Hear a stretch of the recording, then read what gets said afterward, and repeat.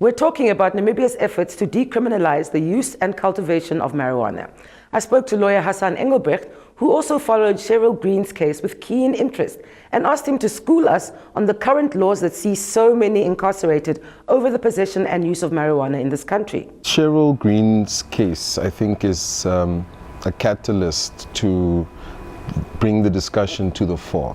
There is an old, outdated law that is still in place that criminalizes the use or the possession or the cultivation of cannabis as a plant, and that speaks to the Abuse of Dependence Producing Substances and Rehabilitation Centers Act of 1971. Now, in that act, they say if you are found to be in possession of any amount of cannabis, it is a criminal offense. You can be charged and prosecuted for that. If you are found in possession of 115 grams or more, there is a presumption that follows from that act that you are dealing in cannabis. Now, the cultivation of the plant in your home is just as illegal. Now, what Cheryl Green has been charged with, I believe, is cultivating the plant. Now, the reasons for her cultivating the plant are to treat her husband, who is, ailing of MS, and to get the conventional drug treatment is expensive. And there's a lot of research that proves that cannabis helps with certain diseases, people fighting certain diseases like cancer, gout, multiple sclerosis in Cheryl's husband's case. And there is a global trend towards legalizing or decriminalizing the plant so that it can be used in pharmaceuticals for the treatment of certain diseases. Now, in Namibia, we are obviously a long way from that.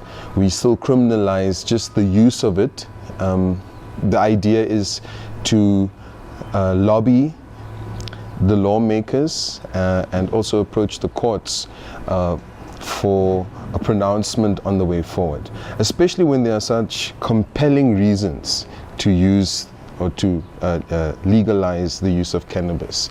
From an employment creation perspective or from a commercial perspective, the plant or the cultivation of the plant does have benefits. I mean, if you look at certain other countries, I know where Canada, even Zimbabwe, closer to home, has decriminalized its use and is sort of in the process of regulating the production of the plant on a large scale for the production of oils and other, derivatives of the plant for use as for medical purposes. Lawyer Hassan Engelbrecht has dedicated his time to the establishment of an advocacy group lobbying for the decriminalization of marijuana. The plant can be used on a commercial scale to employ people the same way tobacco plantations were, a thing and employed several hundreds of people. It does have the potential to add to the economy and to the GDP. We all know that unemployment is rife and it's just on the increase in this country. These are new age 21st century solutions that can help our economy. That's one of the pertinent things that the association, that people like Angela and myself are involved in trying to set up. We're trying to set up a